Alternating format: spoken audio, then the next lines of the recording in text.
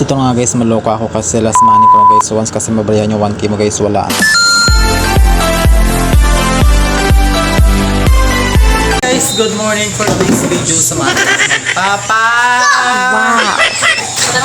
Pag natin. So hi guys, for today's video, tamang halaga. Is this si mother?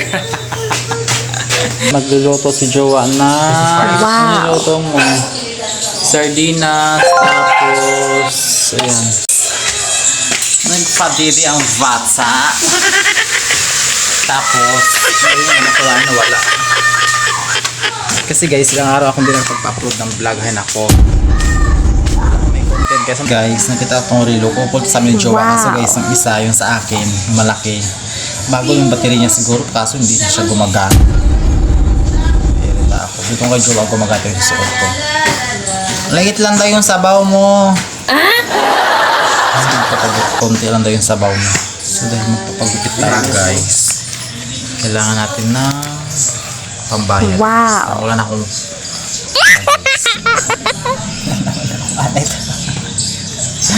wala na tayong money. Magkano kaya gupit dito?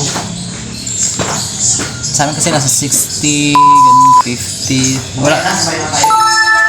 Lalabas ka rin?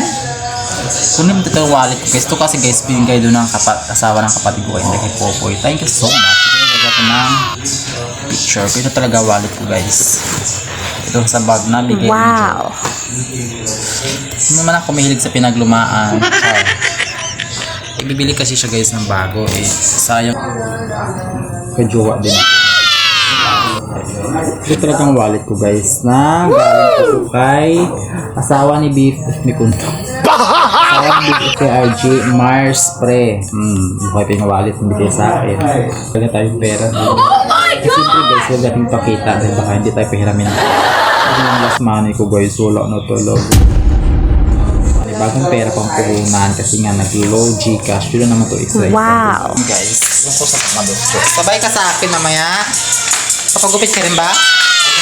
So yun na nga guys, magpapagupit sana ako. Ako lang guys mag-isa. Kaso nga sabi ni Jowa guys, sasama rin daw siya. Kasi tingnan nyo guys ang hair ko. Wow, hair. Kasi guys, parang mahaba siya. Tapos magamit ako ng hairband. So nairita ako guys, pag hindi ko siya ni hairband kasi natatabunan sa mukha ako. May puknot kasi ako yun sa ulo guys. Kaya dapat mas natatabunan siya guys para hindi makita. Sure, siyempre guys, nakaka-awkward na may makakita. So yun nga guys, kumain na rin kayo yung mga Jowa bago umalis. Mag-12 na rin naman kasi guys. Pero ako guys, kakakain ko lang din almusal dyan kaloka. Hindi mahalata guys, nagutom ako. Sarap kasi naluto ni Jowa yan guys na patula sa tanghon. Tapos guys, may isda pa na pakso. Tapos ito na guys, mayat na sa parlor na rin kami. Parlor na, gupitan pa. Char, pwede naman gupitan na. Para ko guys, kami ng Jowa, pati pala itong bata guys, magpagupit rin, diba? Hindi siya nagpatay. Sinama rin talaga siya ng Jowa guys, para gupit nga rin daw siya kasi mahaba na rin yung buhok niya. At sabi nga ni Kuya guys, hawakan ko siya kasi may pagkakulit baka may iba yung mag-content. After na namin pagupit guys, palabas na kami niyan sa labasan. Tapos minadaanan kami manggaling guys, may bagoong sa bahay. Sabi ni Jowa, bili kami dito, pabili kami 1 kilo guys, 8 pesos. So, diba? Tapos syempre guys, bagong gupit tayo, kailangan natin ng wax or gel. Kung naghahanap ako dyan guys, mas gusto ko ata gel guys kasi yung wax para namumuti yung buhok mo. Pero sa gel ganun din, kaso guys, sa gupit ko kailangan ko ata dyan. So inaamoy ko pa guys kung anong amoy. Mamaya imbabaw maamoy ko. May. So by the way guys, kung mula na naging kami ni Jowa guys, hindi na ako gaano mahilig mag-ayos sa sarili. Talagang yung bang mag-ayos ka na pagkalalabas. Since naging kami ni Jowa guys, minsan pag lumalabas ako guys, kung ano yung suot ko sa loob, yun na lang yung suot ko sa labas guys. Mag-ayos sarili. After nga namin sa Alphamart guys, nakakalimutan ko, pauwi na lang kami guys. Bumalik kami at 7-Eleven guys kasi magpapaload pala ako. At chocolate, pabayad ka kay Didi mo. Gusto na niya chocolate. Walang pera Didi ha. Walang pera, behave ka lang. Dami siya nakikita ang chocolate guys. Kawawa na ng bata, pero bago kami umuwi guys, dumaan lang sila ni Didi niya sa tindahan at pabilhan yung bata.